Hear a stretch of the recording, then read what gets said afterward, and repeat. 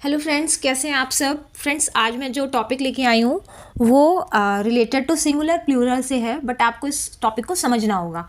तो स्टार्ट हम करेंगे कि सबसे पहले हम डेफिनेशन देखेंगे सिंगुलर एंड प्लूरल की, ठीक है। उसके बाद हम लोग इस चीज़ पर डिस्कस करेंगे।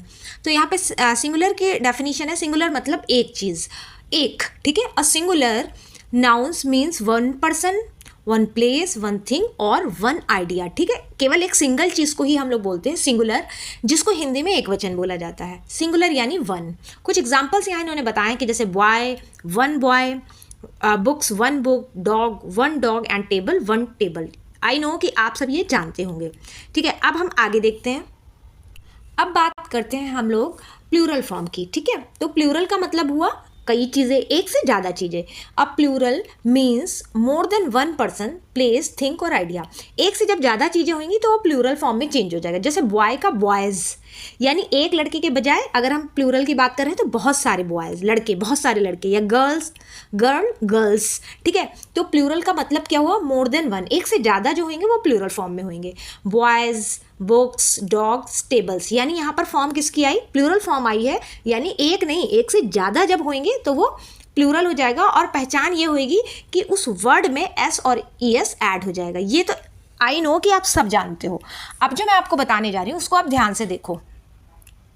अब आप देखो, मैं आपको बता रही हूँ कि यहाँ पर कुछ सिंगुलर फॉर्म लिखे हुए हैं, ठीक है। गुड है, वर्क है, कस्टमर है, आर्म्स है, ये सारे सिंगुलर फॉर्म में दिए हुए हैं। ये तो आप जानते हो, सबका मतलब भी मैंने हिंदी में डिफाइन कर रखा है कि सबका मतलब क्या होता है, ठीक है।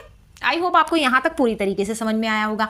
अब मैं आपको जो स्लाइड दिखाऊंगी आप उसको ध्यान से देखो, वहाँ से आपको समझ में आएगा मैं आपको क्या बताने की कोशिश कर रही हूँ। तो फ्रेंड्स, अब आप यहाँ पर देखो कि मैं आपको क्या मेन बताने की कोशिश कर रही हूँ, जिसके लिए मैंने पीछे आपको पहले ये बताया कि सिंगुलर किस तरीके से लिखा जाता है और प्लूरल किस तरीके से लिखा जाता है। आई होप आपको वो स्लाइड जो मैंने लास्ट में सिंगुलर की हिंदी मीनिंग के साथ बताया है वो समझ में आया हो। अब आप ध्यान से देखो, यहाँ पे हमने कुछ प्लूरल वर्ड्स लिखे हुए हैं, ठीक है, उनके मीनिंग लिखे हैं। जरा आप ये मीनिंग देखिएगा। अभी हमने पीछे क्या बताया था, सिंगुलर गुड का मतलब होता है अच्छा, ठीक है, यही आपने देखा था।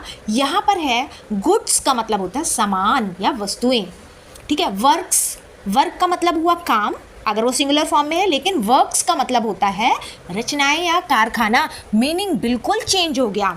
कस्टम का मतलब होता है परंपरा। यहाँ पर कस्टम का क्या मतलब है, यहाँ पर कस्टम का मतलब है सीमा शुल्क यानी बॉर्डर टैक्स, ठीक है। बॉर्डर टैक्स का मतलब एक सीमा से दूसरी सीमा पे जाने के लिए जो शुल्क लगता है, जो टैक्स लगता है। आर्म का मतलब होता है भुजाएं, यहाँ पर आर्म्स का मतलब है हथियार। लेटर, जिसको हम लोग बोलते हैं पत्र हिंदी में, बट यहाँ पर लेटर का मतलब क्या है, साहित्य या विद्वता यानी लर्निंग कोई चीज़, ठीक है। मैनर का मतलब होता है कोई तरीका, यहाँ पे होता है मैनर्स यानी शिष्टाचार।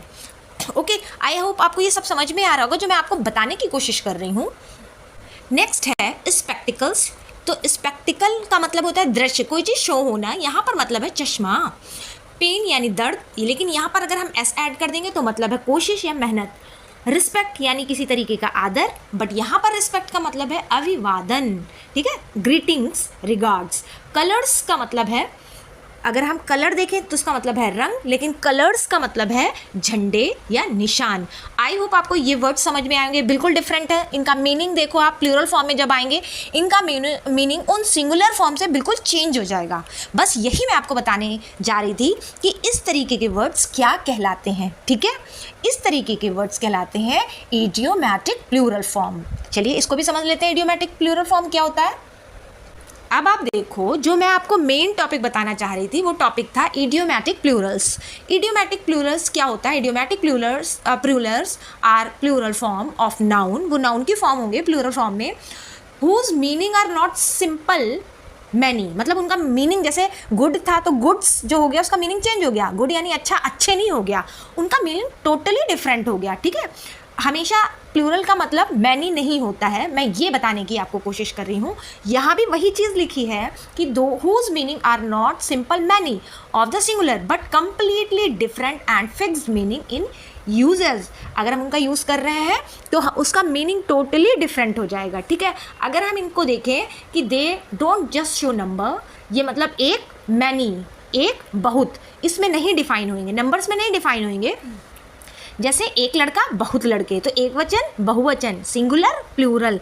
बट ऐसे वर्ड जो होते हैं जिनका मीनिंग टोटली चेंज हो जाता है वो क्या कहलाते हैं, वो इडियोमैटिक प्लूरल कहलाते हैं। ठीक है, their plural form has a new idiomatic meaning that is different from the singular. बस आपको यही चीज़ बताने की कोशिश कर रही थी कि जो इडियोमैटिक होता है, इडियोमैटिक का मतलब होता है कि सिंगुलर से बिल्कुल उनका मतलब डिफरेंट होना, बिल्कुल चेंज होना। ठीक है, इसकी हम डेफिनेशन हिंदी में भी देख लेते हैं। अब आप देखो यहाँ पर हिंदी में उसकी डेफिनेशन देख लेते हैं कि इडियोमैटिक प्लूरल क्या होता है। इडियोमैटिक प्लूरल वे शब्द हैं या होते हैं जिनका अर्थ केवल एक से अधिक होने का संकेत नहीं देता है, बल्कि उनका अलग, नया और स्थायी अर्थ बन जाता है, जो भाषा में निश्चित रूप से प्रयोग होते हैं। अगर हम इनके 5 सेंटेंस का यूज़ देखें तो आपको समझ में आ जाएगा इनका यूज़ कैसे किया जाएगा। ठीक है, अब ये 5 सेंटेंस यहाँ पे हैं। तो पहला देखिए है the shopkeeper sells imported goods. Imported का मतलब होता है सामान एक जगह से दूसरी जगह भेजना। ठीक है, यहाँ पर गुड का ना यूज़ करके गुड्स का यूज़ किया गया, और यहाँ पे गुड्स का मतलब है सामान। ओके, दूसरा सेंटेंस है the poets works are famous all over world. मतलब कवि की रचनाएं पूरे देश में प्रसिद्ध है। यहाँ पर जो वर्क्स है, यहाँ पर पोएट्स वर्क है, पोएट वर्क्स, तो यहाँ कवि की रचनाओं की बात हो रही है। ठीक है ना कि कवि के काम की। The police recovered legal arms from the house.